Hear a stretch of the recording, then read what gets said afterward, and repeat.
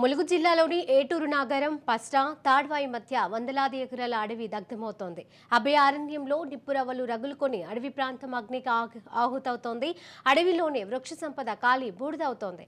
ప్రాణభయంతో వన్యప్రాణులు భీతిల్లుతున్నాయి. ఇక గత 4 రోజులుగా అడవిలో మంటలు వ్యాపిస్తున్నా అటవీశాఖ సిబ్బంది పట్టించుకోవడం లేదని స్థానికులు ఆరోపిస్తున్నారు.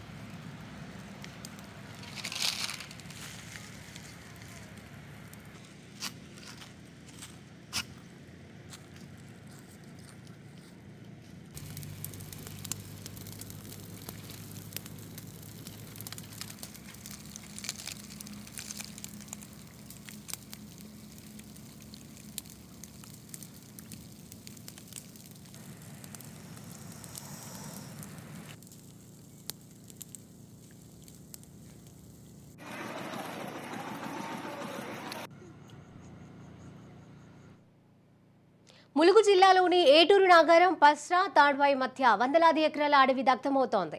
ఇక ఇదే అంశానికి సంబంధించి తాజా అప్డేట్స్ మా ప్రతినిధి సతీష్ అందజేస్తారు. Satish, over to you.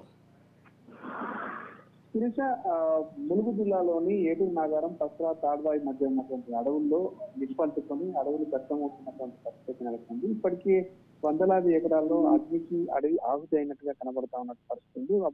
అభయారణ్యంలో ఉన్నటువంటి వన్యప్రాణులు తల్లాడుతున్నటువంటి పరిస్థితి ఉంది.